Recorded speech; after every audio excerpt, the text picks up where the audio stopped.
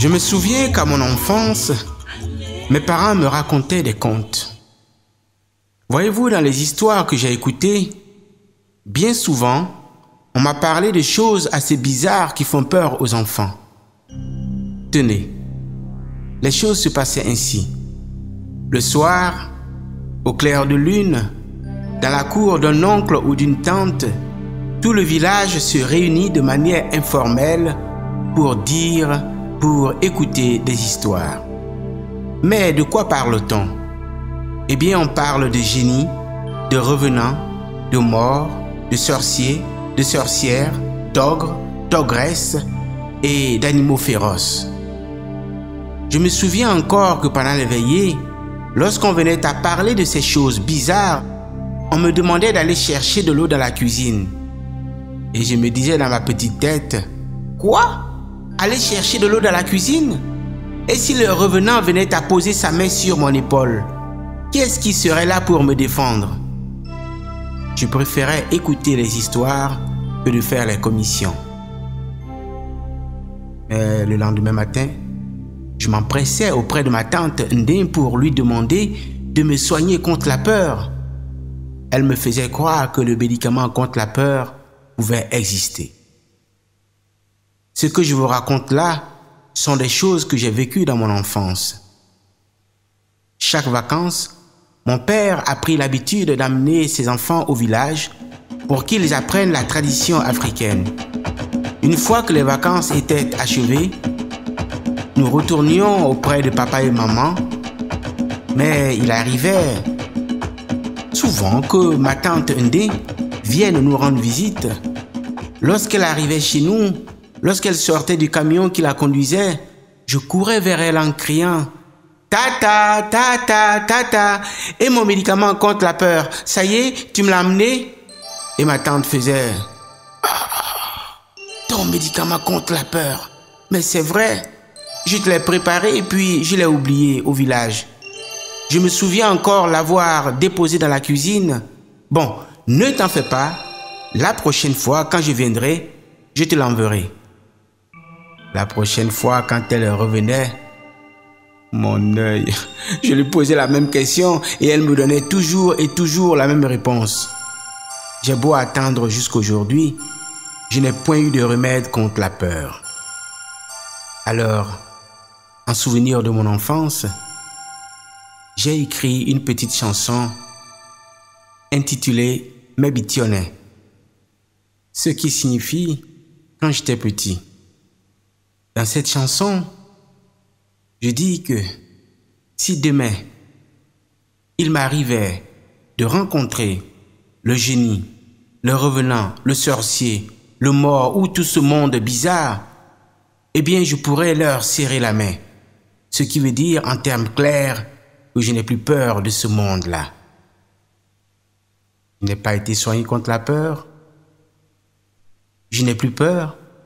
Mais quelque part, ai-je peut-être été soigné sans le savoir? Alors je vais vous raconter quelques contes à présent. Mais avant, il faut que je vous dise comment les choses se passent.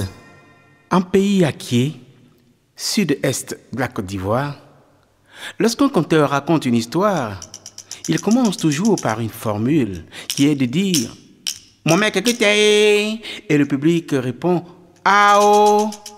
Mon mec écoutez, écoutez plutôt ceci, « Ao, oui ». Depuis quelque temps, j'ai essayé de changer cette façon d'introduire le conte tout en gardant les mêmes phrases, la même formule. J'ai essayé de la mettre en musique Et voici ce que cela donne pour vous. Mon mec que t'es, ao, ao, ao. Mon mec que t'es, ao, ao, ao. Mon mec que t'es, ao, ao, ao. Anana le man, nana ba no benjo, kwan ba no bohe, et qui est au ma mebe, mais chisé montin o. Mon mec que t'es, ao, ao, ao.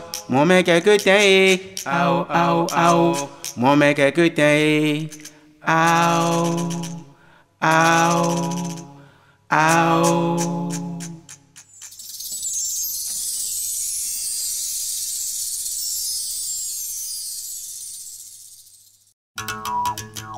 Je vais vous raconter l'histoire d'une maman.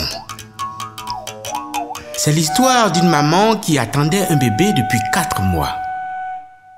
Un jour qu'elle s'était rendue là-bas au champ pour travailler, à peine avait-elle commencé à couper les mauvaises herbes qu'elle a entendu quelque chose de bizarre qui a fait comme toc toc toc, toc toc toc. Elle regarde à droite, à gauche, devant, derrière, un peu partout. Elle ne voit personne, alors elle demande « Qui c'est ?» Une voix répond « C'est moi !»« C'est toi qui ?»« Maman, c'est moi ton fils. »« Mais où es-tu ?»« Maman, regarde ton ventre, je suis à l'intérieur. » La maman regarde son ventre. Effectivement, le toc-toc-toc venait de l'intérieur. Surprise, elle lui demande « Mais qu'est-ce que tu veux ?» Et elle a la voix de dire « Maman, j'aimerais sortir, hein ?»« Tu veux sortir? Est-ce que tu sais au moins au bout de combien de mois il faut sortir? » « Non, maman. » Quand la maman lui a expliqué que tous les bébés restaient dans le ventre de leur mère pendant 9 mois, en vitesse, le bébé a fait son petit calcul et il s'est écrié « Maman, encore 5 mois à rester dedans? J'ai l'impression que tu n'as jamais vécu ça, toi, hein? C'est pas du tout marrant. Je t'en prie, je veux sortir. » Tu veux sortir? Mais c'est la règle du jeu, il faut que tu attendes encore les 5 mois. C'est comme ça. Vous savez comment sont certains enfants. Je ne dis pas vous les enfants qui m'écoutez. Et encore moins les enfants des parents qui m'écoutaient. Je veux parler des enfants des voisins. Oui. Quand on leur interdit de faire quelque chose, lorsqu'on les enferme dans leur chambre, qu'ils ne peuvent sortir ni par la porte ni par les fenêtres, qu'est-ce qu'ils y font? Oui, vous l'avez dit, ils font des bêtises. En effet, dans le ventre de la mère, le bébé a commencé par ronchonner, à taper des pieds, à bouder, puis à sauter un peu plus haut vers le cœur de sa mère, cœur qu'il griffait, et sa mère criait « Aïe, mais arrête, tu me fais mal !» Plus la mère disait « Arrête, tu me fais mal », plus il s'en donnait à cœur joie. Il cognait, il tempêtait, il roulait, et puis il se retournait vers le foie de sa mère, foie aussi qu'il pinçait, et puis encore vers les poumons. Tenez, déjà à son âge, il savait à quoi servaient les poumons. Alors, vers les poumons, il les a pressés, compressés, surpressés, et la mère faisait arrête, j'étouffe. On aurait dit qu'il jouait de l'accordéon. Vous êtes en train de rigoler, vous. Vous auriez été à la place de la mère, croyez-moi. Vous ne rirez pas tant. Elle avait mal. Elle avait si mal qu'elle a pensé à faire une chose. Elle a pensé à faire ce que font toutes les mamans pour endormir les bébés qui sont agités. Et là, elle a chanté une berceuse.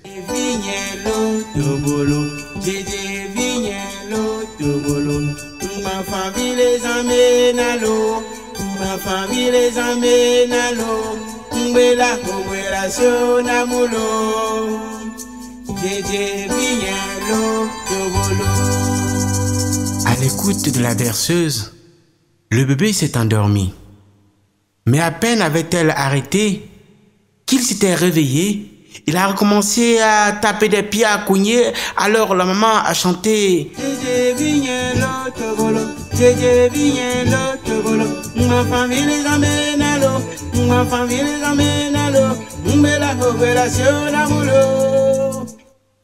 Mais est-ce que le bébé pouvait s'endormir avec une berceuse aussi bruyante? Oh, je vous dirais plutôt qu'il ne dormait que d'un œil. Mais dormir d'un œil, est-ce que c'est vraiment dormir? Car plus la maman chantait avec nervosité, plus le bébé s'excitait, et plus le bébé s'excitait, plus la maman chantait.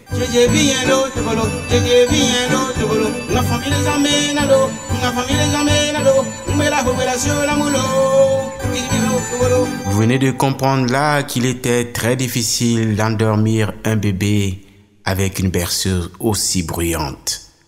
Comme le bébé ne dormait pas, alors la maman, une fois de plus, a fait comme toutes les mamans du monde qui, bien souvent, cèdent aux caprices de leurs enfants.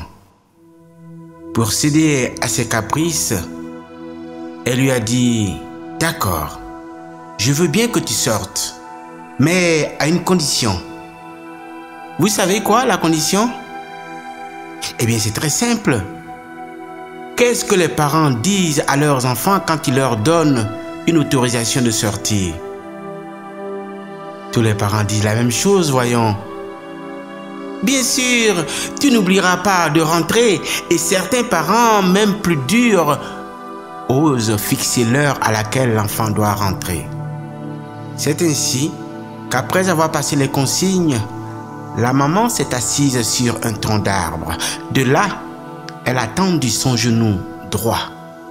Et du genou droit, vous savez ce qui est sorti? Un petit garçon. Tout rond, tout mignon. Il était beau. Sitôt dehors, il a commencé par gambader partout, à grimper aux arbres, à redescendre, à prendre des baguettes et à jouer du pembé.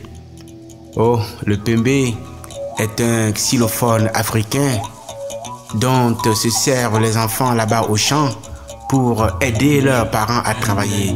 Parce que en jouant sur du pembé, ils arrivent ainsi à chasser tous les oiseaux qui viennent manger le riz, le mil ou le sorgho des parents. Le bébé en jouait si vite et bien qu'avant même la tombée de la nuit, tous les travaux champêtres avaient été faits. Quand il n'y a plus rien à faire, la maman s'est assise sur le tronc d'arbre. Elle a tendu le genou gauche. Oui, bien sûr, le genou gauche parce qu'il y a une porte d'entrée, une porte de sortie. Elle a appelé son fils pour qu'il rentre. Mais il y avait quelque chose qui n'allait pas. Oui, quelque chose qui coinçait. La maman s'est penchée pour voir ce qui n'allait pas. Le bébé essayait d'entrer dans le ventre de sa mère avec les baguettes dont il s'est servi pour jouer du pembé. La maman lui a demandé ce qu'il voulait bien aller faire avec ses baguettes. Et au bébé de répondre, « Maman, je te l'ai déjà dit, dans ton ventre, il n'y a pas de jouet, je m'ennuie, je t'en prie, je veux rentrer avec. » « Mais tu sais bien qu'il n'y a pas de place pour les baguettes dans mon ventre, lâche-moi ça. » Alors que le bébé avait commencé à pleurer, que la maman lui a arraché les baguettes, les a jetées un peu plus loin, l'a poussé et plouf, il a retrouvé sa place dans le ventre de sa mère. Après quoi, la maman a pris sur la tête un grand panier dans lequel elle a déposé des ignames, des aubergines, des piments, des gombos, puis des fagots de bois et elle s'en est retournée au village. Mais une fois arrivée au village, elle a pris soin de garder le secret de l'expérience qu'elle a vécue au champ. Elle n'en a pas soufflé le moindre mot, ni à son mari, ni à ses enfants, car elle avait 7 autres enfants à la maison, et encore moins à la grand-mère qui habitait avec elle. Car là-bas, au village, l'on dit qu'il ne faut jamais confier de secrets à une grand-mère. Vous savez pourquoi? Les grand-mères, au village, lorsqu'elles détiennent un petit secret, quand elles s'ennuient, pouet, pouet, pouet, pouet, pouet, pouet, elles le divulguent partout. C'est à juste titre que la maman ne lui a rien dit. Le lendemain matin, elle retourne encore au champ. À peine avait-elle commencé à travailler qu'elle a entendu de nouveau le toc toc toc. Cette fois-ci, elle savait d'où cela venait. Elle s'est adressée à son ventre, je veux dire à son bébé, pour lui demander ce qu'il voulait encore. Et au bébé de répondre: maman, je te l'ai déjà dit, dans ton ventre, j'ai pas de copain, je suis tout seul, je m'ennuie. Et puis maman, regarde, tantôt j'ai la tête en bas, tantôt j'ai la tête en haut, et autour de moi, il y a de l'eau. Si tu ne me laisses pas sortir, maman, je risque de me noyer. Je t'en prie, je veux sortir. Tu risques de te noyer. Arrête! Et ça suffit. Tous les bébés ont baigné dans cette eau, ils ne se sont jamais noyés. Qu'est-ce que tu me racontes là? Le bébé venait de comprendre que l'heure était grave. Car bien souvent, lorsque les mamans disent non, c'est non. Du coup, il a commencé par se gratter la tête sur laquelle il n'y avait que 3 cheveux d'ailleurs. Il se les entortillait et en même temps, il se suçait le petit doigt. Il paraît que lorsqu'on suce le petit doigt, ça aide mieux à réfléchir. Et là, il a eu une idée géniale. Il a fait comme tous les enfants qui sont malins. Lorsqu'ils veulent obtenir quelque chose de leurs parents, ils ont une attitude bien particulière. Oui, vous le savez, ils sont tout gentils, tout mielleux. Alors le bébé a commencé par dire: oh, ma petite maman chérie, je te promets, quand je serai dehors, je vais t'aider à travailler. À chaque mot qu'il disait, il donnait un bisou. À chaque bisou, il disait un mot.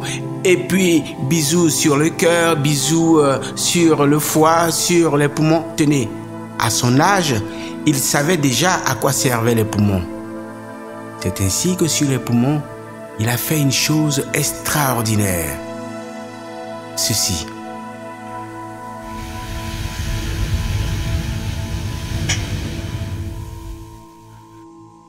Lorsqu'il a eu soufflé sur les poumons de sa mère, la maman a senti une bouffée d'oxygène qui lui a traversé tout le corps. Elle s'est sentie bien.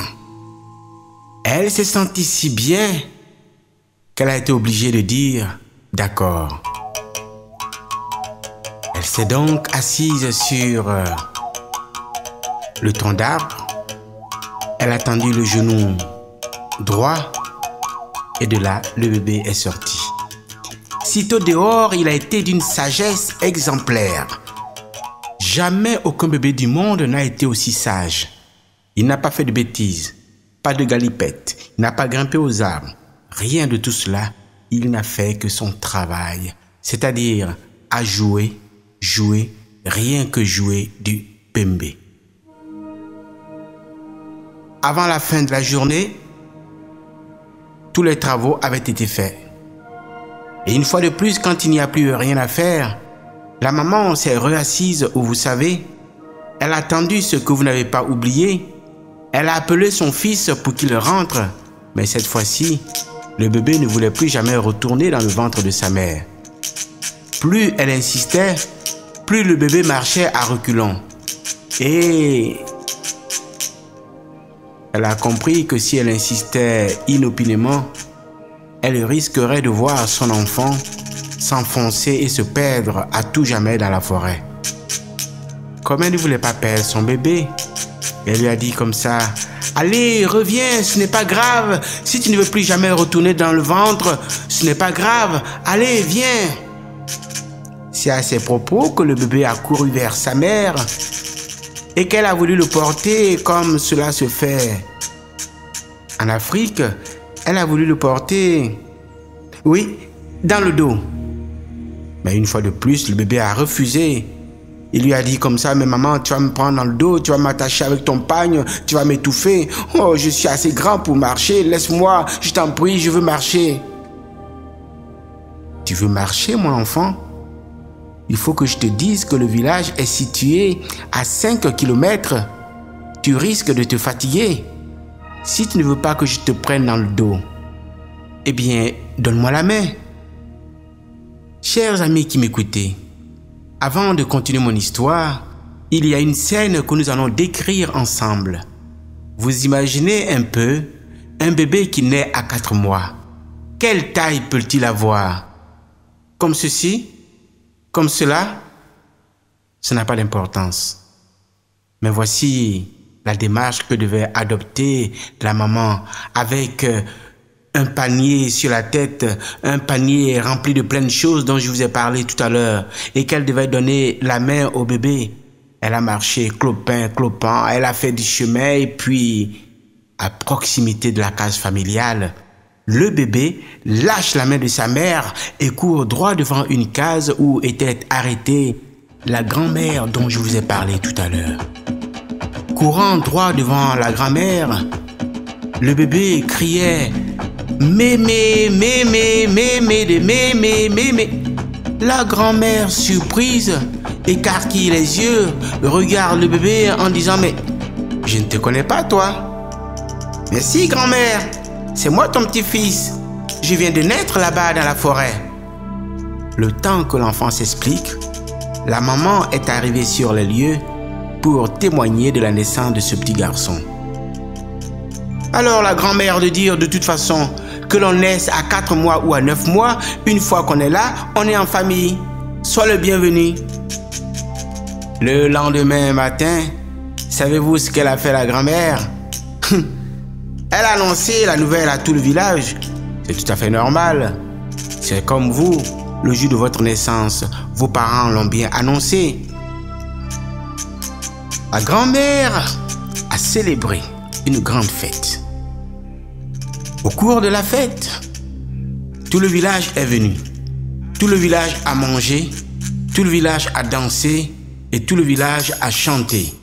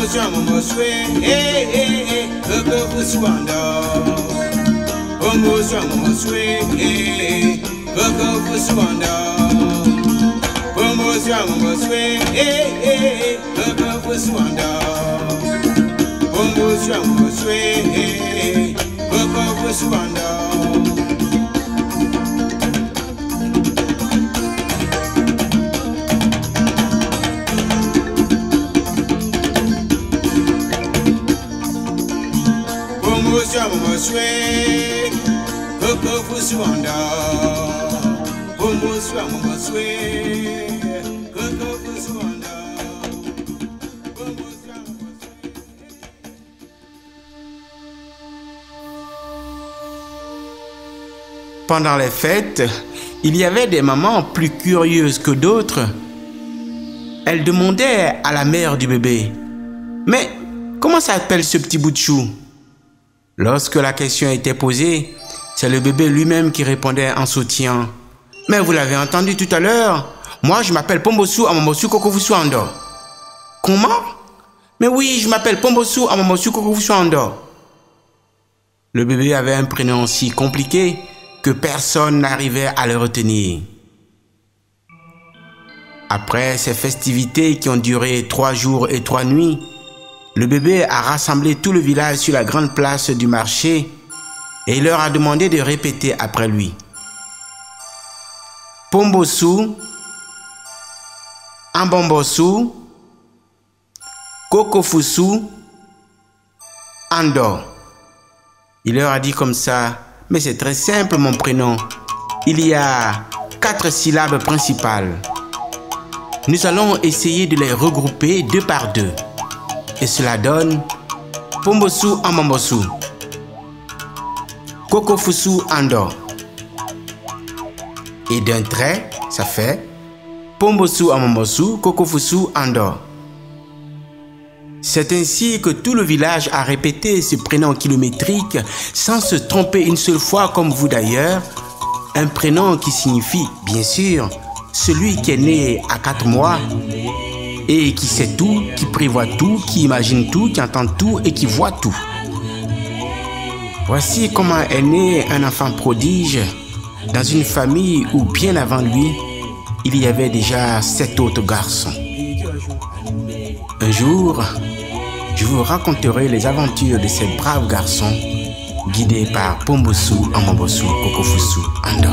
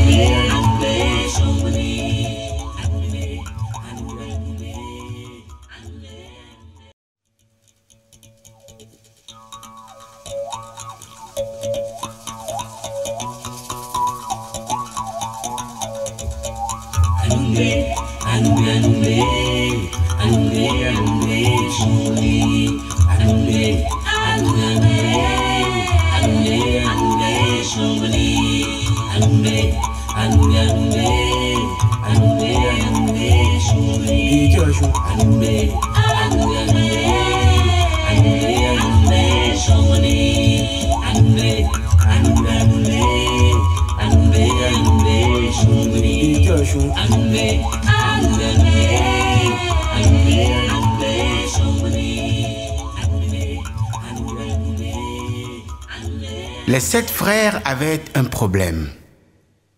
Vous voulez savoir lequel? C'est tout à fait normal. On aime toujours savoir le problème des autres. Alors tenez-vous bien. Les frères avaient non seulement atteint l'âge du mariage, ils avaient dépassé cet âge depuis fort longtemps.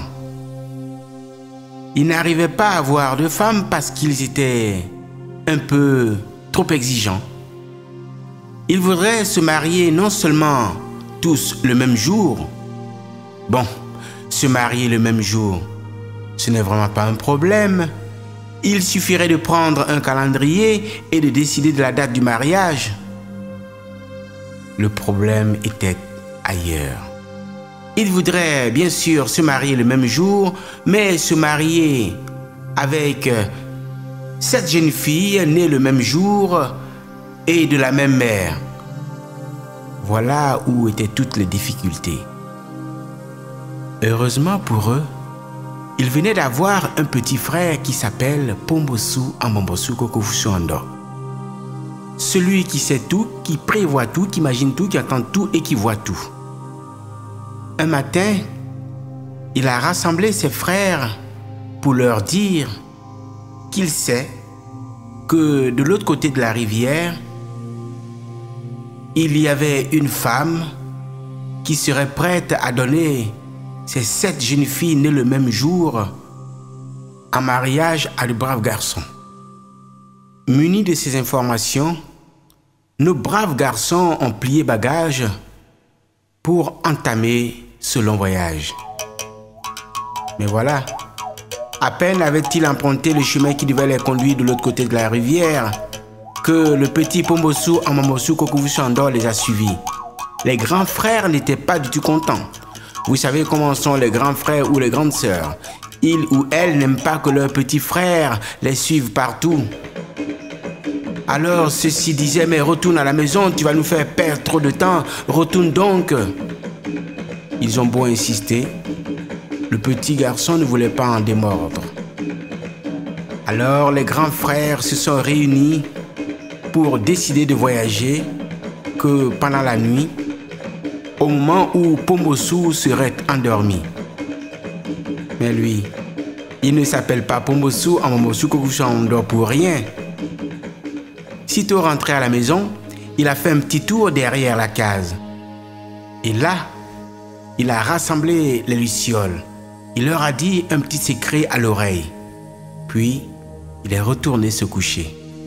Et dans la nuit, les frères n'ont fait que l'enjamber pour prendre le chemin qui devait les conduire de l'autre côté de la rivière.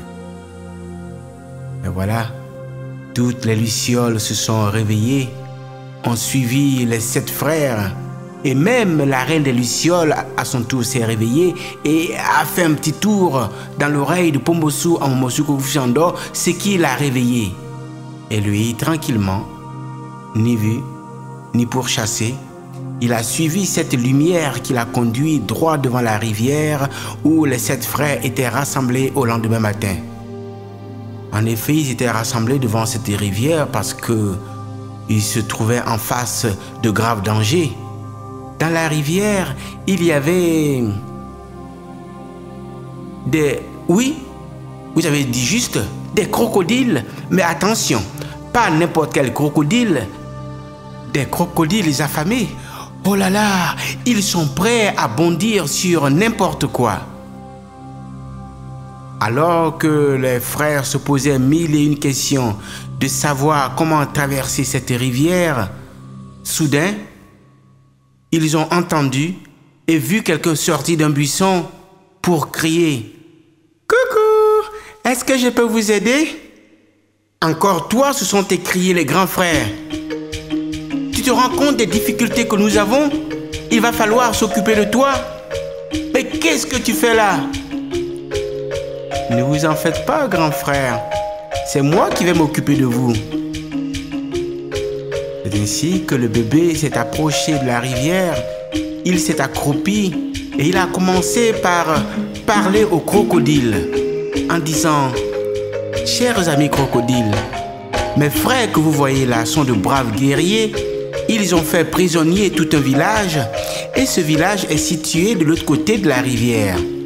Si seulement vous acceptez qu'ils la traversent, à leur retour, ils vous donneront tous les prisonniers qui sont bons à rien. Ils vous les donneront à manger. Vous les crocodiles, il paraît que vous n'avez rien dans la tête. Mais pour une fois, réfléchissez un peu à échanger 7 braves garçons contre une centaine de prisonniers. Qu'est-ce qu'il y a lieu de choisir? À ces propos, les crocodiles ont commencé à réfléchir à haute et intelligible voix.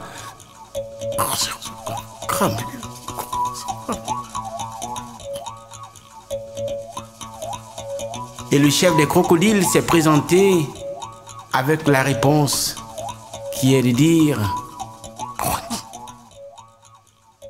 ce qui signifie d'accord. Voici comment les crocodiles se sont mis à la queue leu-leu. Ils ont dressé un pont par-dessus lequel sont passés les 8 frères. Une fois de l'autre côté de la rivière, il fallait découvrir la case qui abritait les 7 jeunes filles. Mais voyez-vous, à cette époque bien lointaine, dans l'Afrique profonde, il n'existait pas encore de syndicat d'initiative pour vous indiquer les adresses. Heureusement, une fois de plus pour les 7 frères, qu'ils avaient avec eux un petit frère qui s'appelle Pombosu Amomosu Kokovusu Ando. Celui qui sait tout, qui prévoit tout, qui imagine tout, qui entend tout et qui voit tout. Il conduit ses frères droit devant une case où était dressée une femme grande, belle, très belle. Elle avait les cheveux qui arrivaient jusqu'aux talons. Elle avait les yeux en amande, les ongles finement taillés. Elle avait une poitrine voluptueuse. Oh, je vous l'ai déjà dit, qu'est-ce qu'elle était belle. Mais en fait, qui est cette dame? Mais oui, c'est la mère des jeunes filles. Mais, sincèrement, dans cette histoire, est-ce que nous avons besoin de la mère? Alors que nous sommes à la recherche de cette jeune fille, je passe mon temps à vous décrire une mère. Oh, regardez, là-bas, au fond de la case, il y a 1, 2, 3, 4, 5, 6, 7 jeunes filles. Belles, très très belles, aussi belles les unes que les autres. Lorsque les braves garçons les ont découvertes, leur cœur a commencé par battre. Oui, ils étaient émerveillés devant la beauté de ces filles. Mais la maman, toujours au seuil de la porte, leur dit comme ça: « Je sais pourquoi vous êtes là. Vous voulez vous marier à mes filles. Vous avez effectué un très long voyage. Vous devez être très fatigué. Je vais vous offrir l'hospitalité et demain matin, nous allons célébrer les noces. » Les braves garçons n'en croyaient pas leurs yeux et encore moins leurs oreilles. La maman devait accepter aussi facilement ce mariage? Eh oui, puisqu'elle l'avait dit. Mes chers amis qui m'écoutez, est-ce que vous avez déjà visité une case? Oh, c'est très simple. Dans une case, on ne parle jamais de F1, F2. La case est circulaire et pour dormir, on dort à même le sol ou sur des nattes. La maman a pris soin de dresser d'un côté cette natte sur lesquelles elle a déposé des pagnes pour ses filles.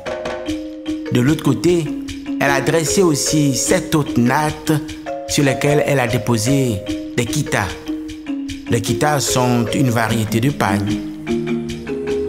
Mais la maman, pour bien faire les choses, elle s'est mise au milieu. Mais le petit Pombossou, Amambossou Kokovusondo, il était si petit que la maman ne l'a même pas vu. Mais lui, comme il sait tout, il prévoit tout, il imagine tout, il entend tout, il voit tout, avec un petit coussin, il s'est fait sa place à l'entrée de la case. Et dans la nuit noire, alors que toute la case était endormie, le petit Pombossou, Amambossou Kokovusondo, qui sait tout, qui prévoit tout, qui imagine tout, qui entend tout et qui voit tout, se réveille et intervertit le rôle des pagnes et des kitas. Après quoi, il est retourné se coucher. Et toujours dans cette même nuit noire, la maman dont je vous ai décrit la beauté tout à l'heure s'est réveillée. Ses yeux sont devenus rouges, orange, verts. Oui, ses yeux clignotaient, s'allumaient et s'éteignaient. Et puis, de sa bouche sortaient des choses verdâtres. Ses dents étaient étiolées, on dirait des râteaux qui ont travaillé toute une éternité. Et puis aussi, il faut dire que ses cheveux étaient comme des fils de fer barbelés. Et de sa poitrine sortait du lait rouillé. Oh, elle n'était pas belle, cette femme. Elle avait les ongles qui s'allongeaient à perte de vue. En fait, ce n'était pas une maman, c'était une sorcière. Avec ses ongles crochus, elle les a enfoncés dans les kitas. Oh, chers amis qui m'écoutez, c'est triste ce qui vient de se passer là. Vous imaginez que le lendemain matin, nos braves garçons étaient devenus veufs avant même d'être mariés.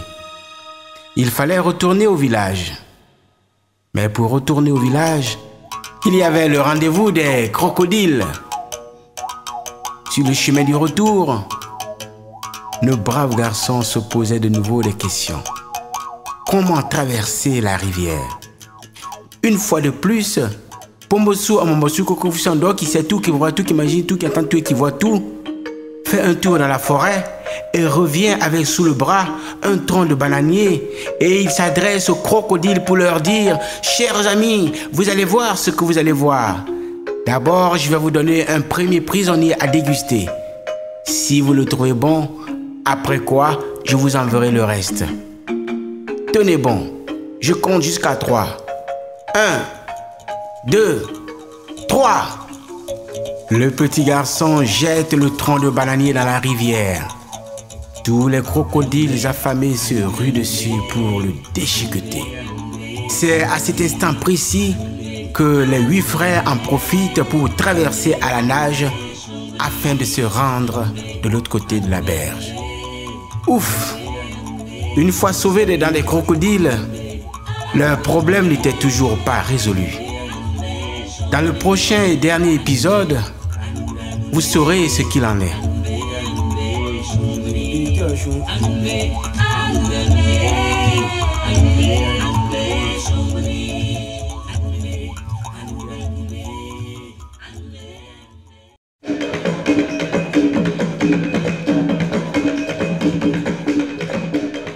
Une fois de retour au village, Pombossou Amambossou Kokovusondo s'est souvenu que lorsqu'il était dans le ventre de sa mère, il a fait un rêve.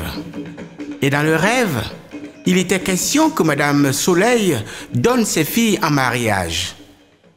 Il y a très très longtemps, sur la terre, on apercevait les filles de Madame Soleil. Elles étaient belles et radieuses. Tous les jeunes voulaient se marier à elles, mais malheureusement, personne ne connaissait le chemin qui devait les y conduire. Heureusement pour les 7 frères, ils venaient d'avoir Pombosu, Amambosu, Kokofu Andor, celui qui sait tout, qui voit tout, qui imagine tout, qui entend tout et qui voit tout. C'est lui qui a conduit ses frères là-haut. Mais le chemin a été long. Ils ont marché. Vous savez, quand on marche et que l'on fait beaucoup de chemin, en cours de route, pour passer le temps, on chante.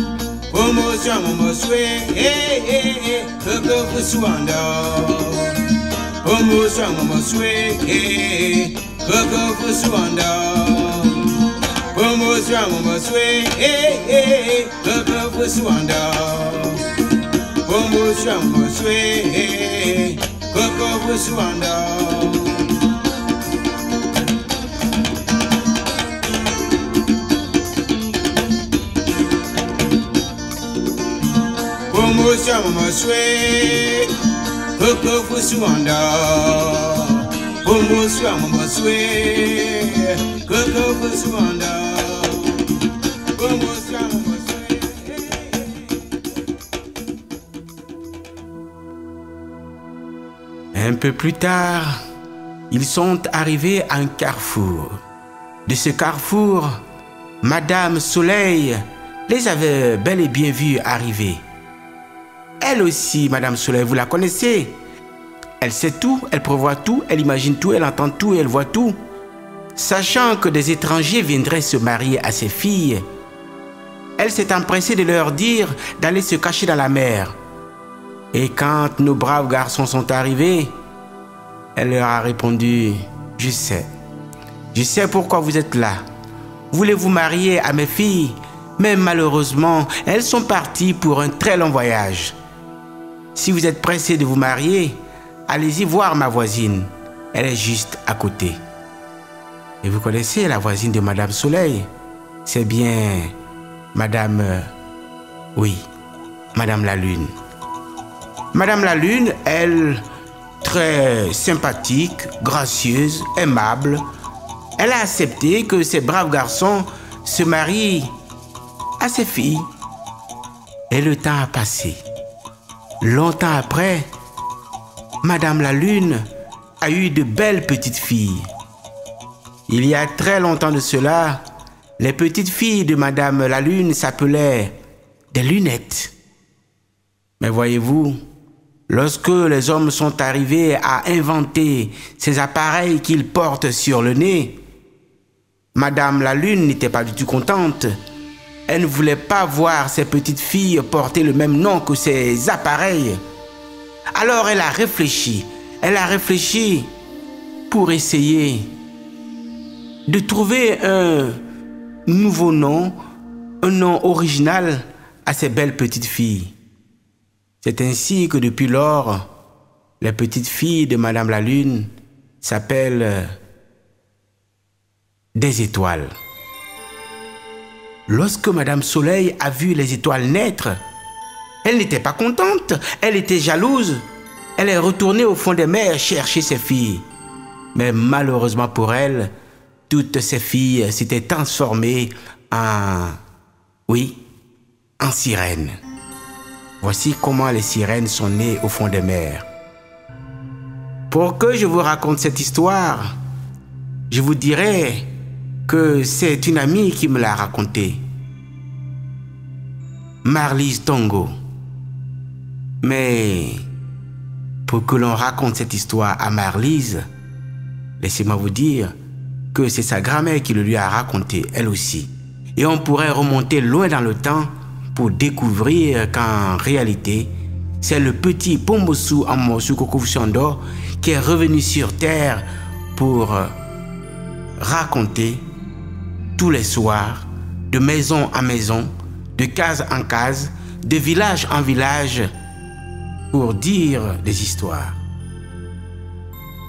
Mais le temps a passé. Le petit Pombossou est arrivé lui aussi en âge de se marier et il avait dépassé cet âge depuis fort longtemps. Dans le pays, aucune fille ne voulait de lui. Vous savez pourquoi? Eh bien, tout simplement parce qu'il était resté tout petit. Et comme aucune fille ne voulait de lui, il a réfléchi et il s'est dit, je sais que les gens aiment mes histoires. Toutes les filles aiment m'écouter mais ne veulent pas de moi. Alors à compter d'aujourd'hui, ceux qui aiment mes histoires viendront les écouter chez moi. C'est ainsi qu'il s'est fait construire une petite cabane. Et tous les soirs, les gens venaient écouter les histoires chez lui. Il a remarqué que depuis un mois, il y avait une jeune fille qui venait écouter ses contes. Et chaque fois, elle se plaçait au premier rang. Et elle était toujours la dernière à sortir.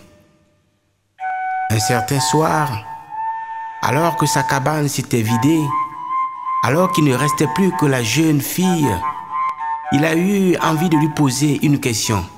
Mais attention, ce n'est pas le genre de question que l'on pose de façon hasardeuse. Comme il était très malin, il s'est approché de la jeune fille et il lui a dit comme ça, « Est-ce que tu aimes mes histoires ?» Alors la jeune fille a répondu, « Oui. » Cela lui a donné chaud au cœur. Il a eu alors envie de lui poser une deuxième question. Oh non, plutôt de lui faire une proposition honnête. Il s'est de nouveau approché de la jeune fille et il lui a dit, « Si vous aimez mes histoires, je pourrais vous en raconter le matin, le midi, le soir, autant que vous voulez. Est-ce que cela vous intéresse ?» La jeune fille a répondu, « Oui. » Pombossou Amombossou Kokoussando était si heureux qu'il a fait un bond dans le ciel, porter la nouvelle à ses frères qui sont restés là-haut se marier. Mais vous savez, quand on annonce ce genre de nouvelles, on vous demande toujours comment s'appelle-t-elle. Pombossou était si heureux qu'il n'a même pas pris soin de demander le nom de la jeune fille. Et quand il est revenu sur terre, la jeune fille était encore là. Elle lui a dit, « Je m'appelle Magali. » De nouveau, Pombossou a fait un bond dans le ciel en criant, « Elle s'appelle Magali !» En une fraction de seconde, là-haut sur la lune, ses frères lui ont célébré une grande fête. Et quand il est revenu sur terre, Magali était encore assise là. Voici comment Pombossou Amombossou Kokoussando a pu lui aussi avoir une femme et beaucoup plus tard des enfants. Vous imaginez bien que Pombossou Amombossou Kokoussando est un petit noir et que Magali est une belle petite blanche. Il y a très très longtemps, lorsqu'un noir et une blanche faisaient un enfant, l'enfant sortait une fois blanc, une fois noir, une fois noir, une fois blanc.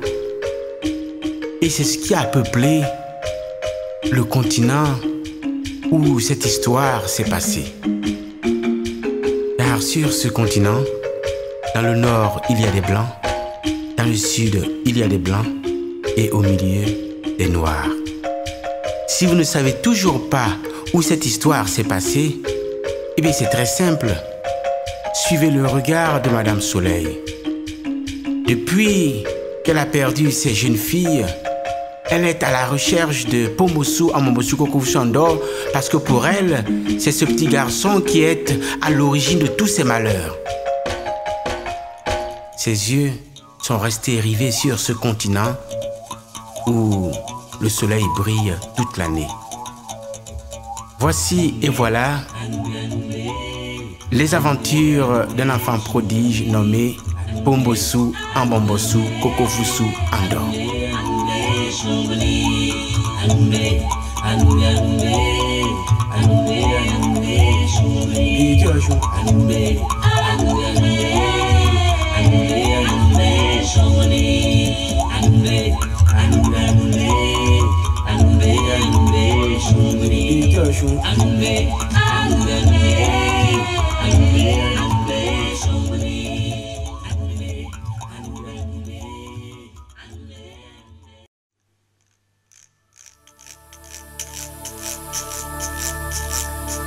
Il y a très longtemps, le bon Dieu avait son fils sur la terre. Il s'appelait Ayezeu Compère Dieu. Oui, Ayezeu Compère Dieu n'habitait pas n'importe où. Il habitait dans une maison suspendue. C'était une maison qui était posée comme sur un nuage. Dans cette maison, il y avait tout ce qu'on pouvait imaginer comme beauté, comme merveille. Ayezeu Compère Dieu ne vivait pas tout seul. Il habitait dans cette belle maison avec sa fille. Elle était riche. Elle ne travaillait pas. Aussi, comme tous les riches, ils arrivent à inventer leur propre travail. C'est ainsi que la fille de Ayezeu Compère Dieu a été la première à inventer la première crèche du monde. Dans le pays, lorsque les mamans passaient par là pour se rendre au champ, elles disaient sous la maison suspendue une formule magique. Bofaka, la maison se posait sur le sol. De là, la fille de Ayezeu Compère Dieu sortait et prenait le bébé. À son tour, elle disait « Bofio !» La maison remontait se suspendre dans l'air. Dans cette belle maison, il y avait tous les jouets possibles et imaginables. La fille de Ayezeu Compère Dieu s'occupait bien, très bien, des bébés dont elle avait la garde.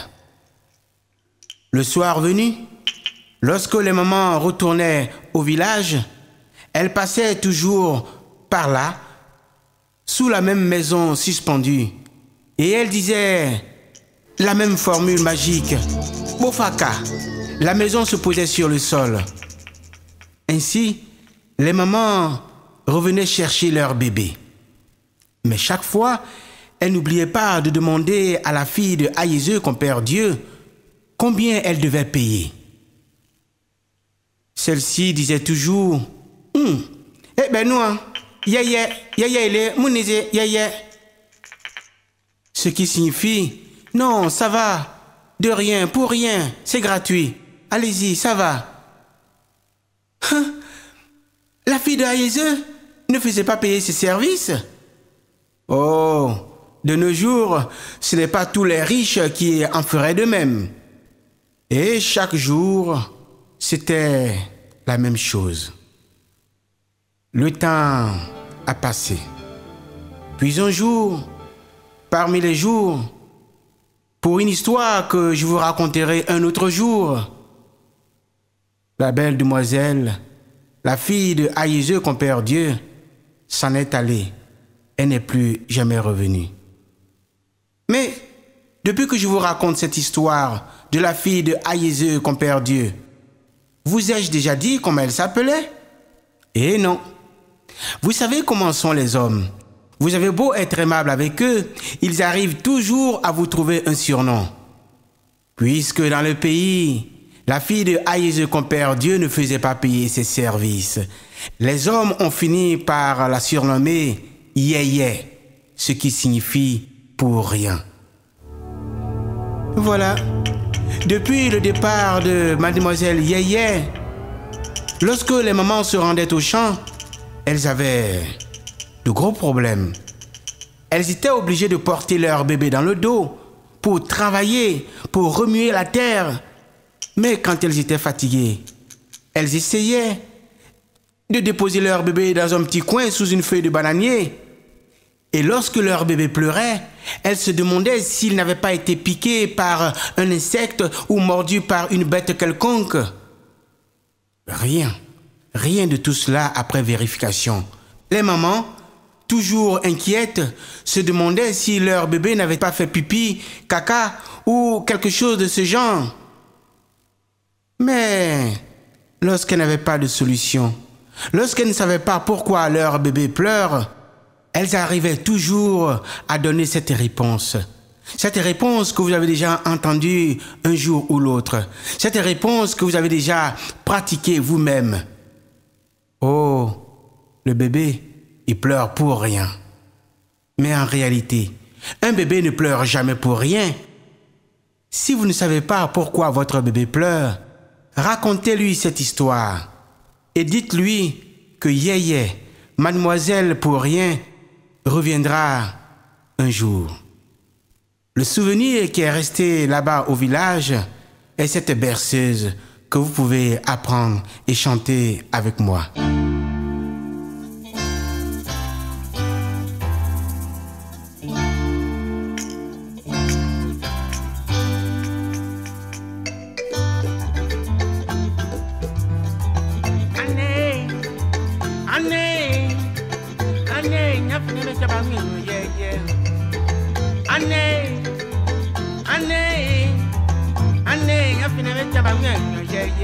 I said, Baba, yeah, what be joking, yeah, yeah. I said, Mammy, yeah, what be joking, yeah, yeah. I said, when they send me, what be joking, yeah, yeah. I said, man, Baba, yeah, what be joking, yeah, yeah. Anne, you're finna make jabba, yeah, yeah.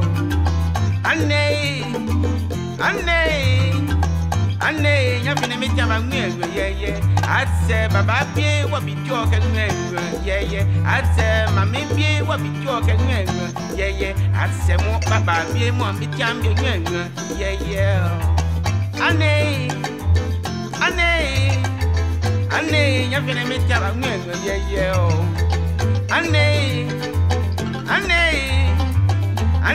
you're finna jabba, yeah, yeah. I said, more Baba, yeah, more be joking, yeah, yeah. I said, more beer, more be joking, yeah, yeah. I said, Sabie, more be joking, yeah, yeah.